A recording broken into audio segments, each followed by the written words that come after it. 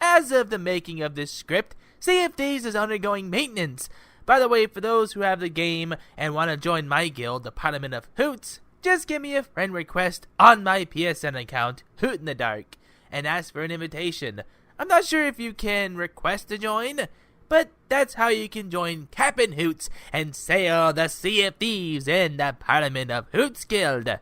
If you have a regular crew and own a galleon or brigantine ship, you'll get the spot as a guild leader, where you can invite your crew as members if you want. I understand if you don't have it and or don't want to play the game. It would be amazing to sail the Sea of Thieves with my fellow Hooties and go on tall tales and sink anyone who dares cross us.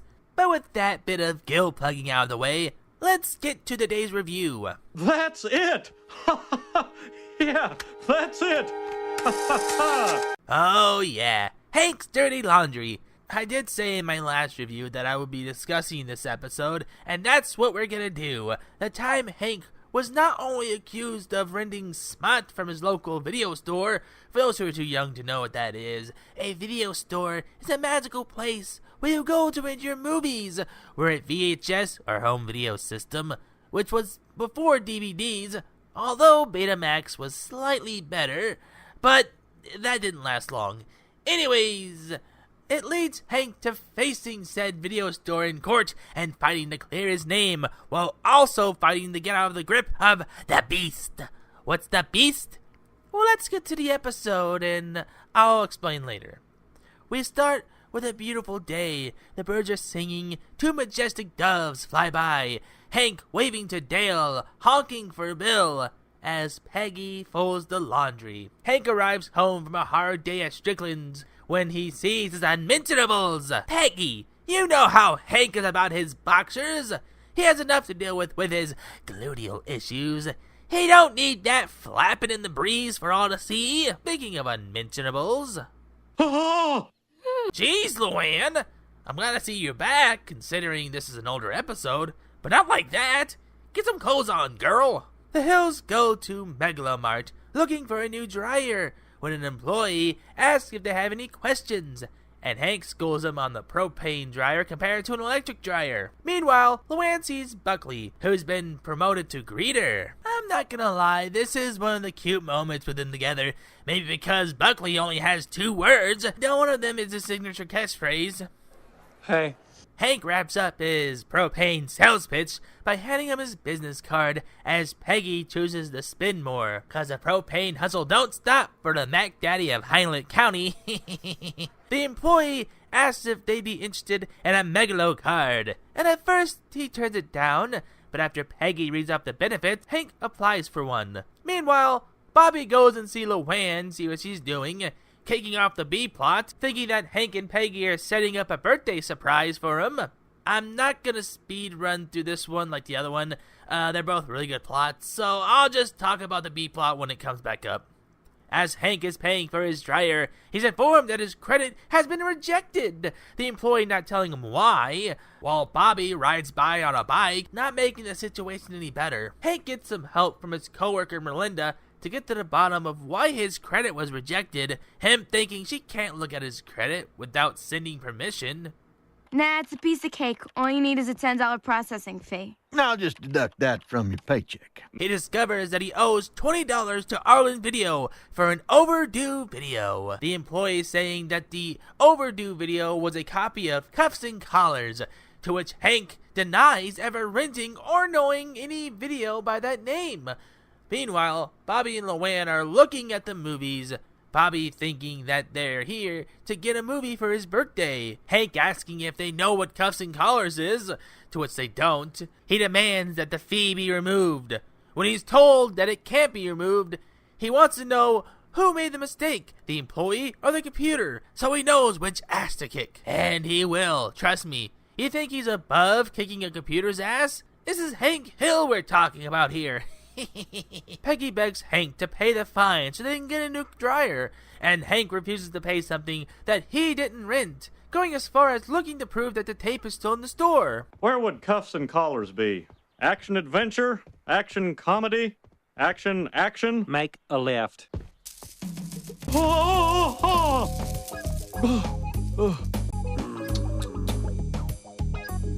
What makes this scene funny is that we don't see what Hank saw to get that reaction. One, obviously because TV, and two, it lets our imagination connect the dots. Hank is in disbelief that they think he would rent a stag film, trying to remember what he did the day the alleged stag film was rented. Peggy remembering that she played Boggle at Nancy's and left Hank home alone. Hank asking if she actually thinks he rented the tape. She doesn't care if he did or not, but still insists that he pay the fine. Bobby catching the tail end of the conversation, thinking it's them planning for his surprise birthday party, and rushes to Luann. The boys pester Hank about renting the video, and Bill is also disgusted about it. It's offensive. It's demeaning. It creates a standard of idealized beauty that your average man can't compete with. Remember that scene.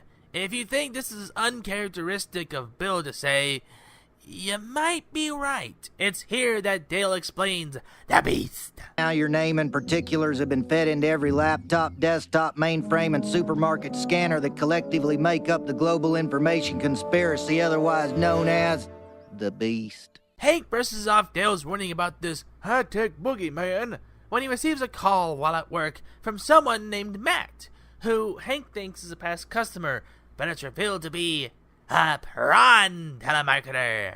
Hank, if you like cuffs and collars, you're gonna love Rugburn 2, and by Rugburn 2, I mean Rugburn also. Rugburn 2 isn't very good. I'm not gonna take any chances, so I'm gonna call it that, so I don't get age restricted. You know how YouTube be, guys.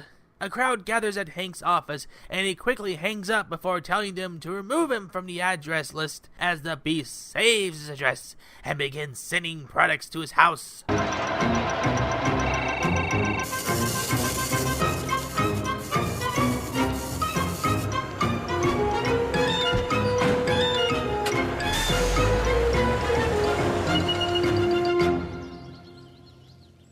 I like how they show this in a montage with accompanying brass music.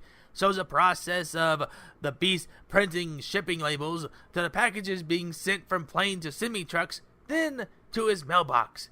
It really shows how scummy telemarketers are with taking your personal information.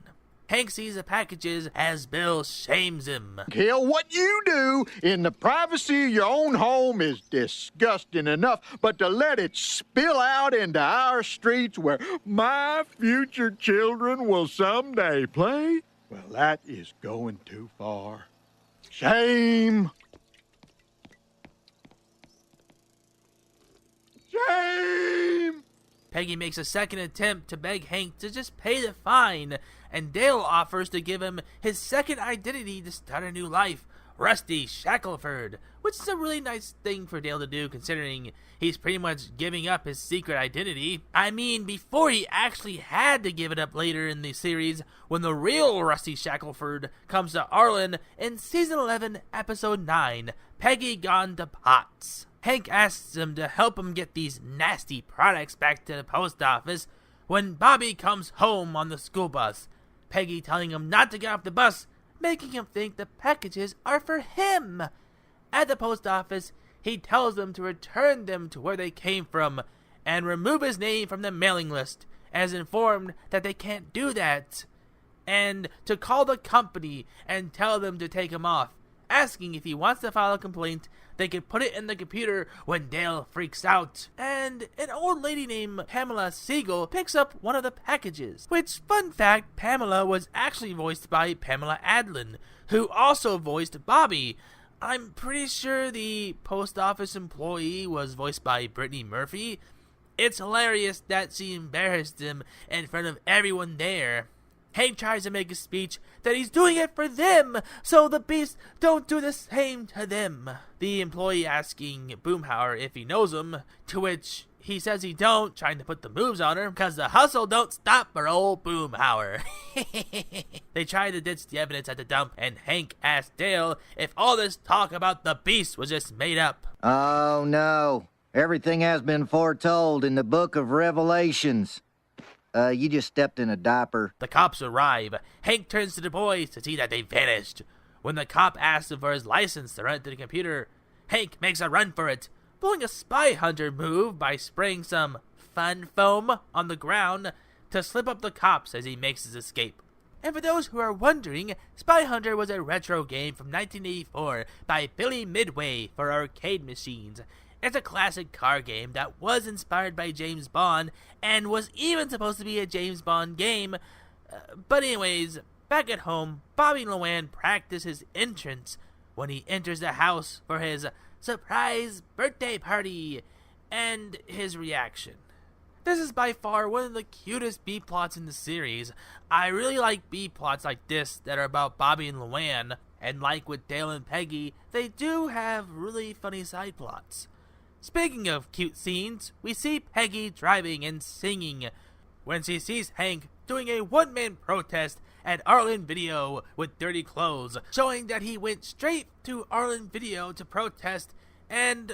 wait, is that... No! Peggy tells him to get in the car before the whole town sees him, begging him to just pay the fine. But Hank says he's never giving up, taking Arlen Video to small claims court, to which Peggy gives us this funny scene. Oh, you have not heard a word I've said.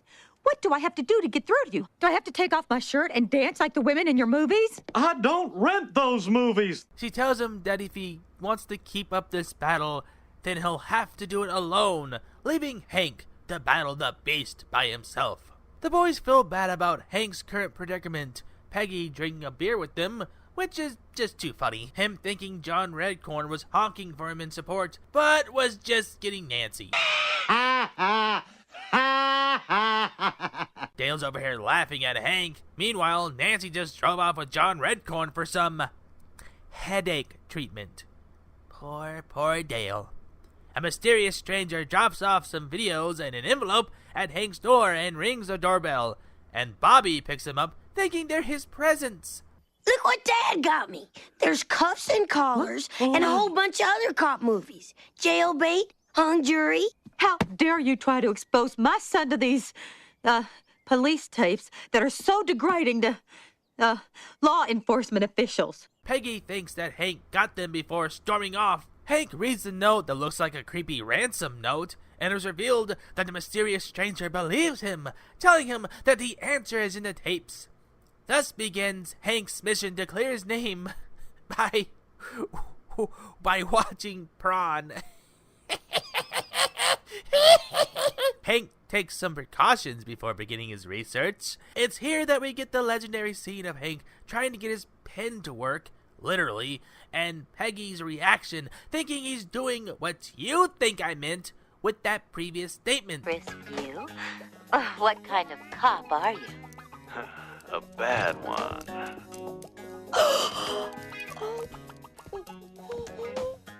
Bobby, for the love of God, get out of the house! Okay. Don't act like you weren't giggling when I said that. Shame! Bobby's at the beauty academy getting his hair done, thinking he's being told to get out of the house for 3 hours, was then planning his surprise birthday party. Back at the den of shame, Hank finally finds all that he needs to clear his name, taking a picture to prove it to court. That's it! Yeah, that's it! We see the end of a weird trial where a man in a wheelchair has to give $1.50 and return sunglasses to a guy. Not gonna lie, I would have liked to see that crazy scenario that led to them going to court. I'm gonna guess that the guy suing the man in a wheelchair was the one that started it, but I wasn't there, so I don't want to assume anything. It's Hank's turn, and the judge even asks him to just pay the $40, and Hank says that he didn't rent it, and that he can prove it. The B-plot picks back up at the house, where Bobby and Luann returned home, Bobby wondering where the magician parked. And the way Luann squeals surprise and the sound Bobby makes as they both enter the door is just both hilarious and adorable.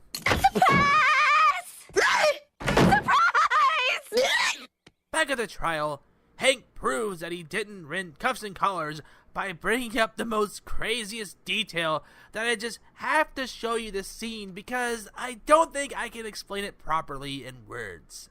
Cuffs and Collars, the tape I never rented. 68 minutes into the film, actress Dee Dee Cupp bends over to shoe her horse. Now, if you pause the tape and look closely, you can just make out a tattoo on Dee Dee's left buttock that reads, "I Heart Charlie Sheen."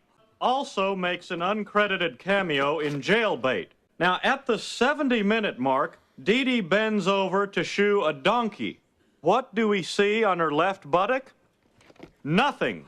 There is no tattoo. This can only mean that Jailbait was made before Cuffs and Collars, because Fernanda Valley turned 18 on July 5th, 2 weeks after I supposedly rented Cuffs and Collars. Is it possible that I walked into Arlen Video on June 23rd and rented a movie that didn't even exist? I think not. The court rules in favor of Hank, and it lets the record show that Hank really knows his prawn. And it's also revealed that it was Bill was the one who let him use the, evidence. Bill, what about that talk of disgust you had for prawn, huh? Was it lies? Looks like someone's a hypocrite. See, I told you, remember what he said?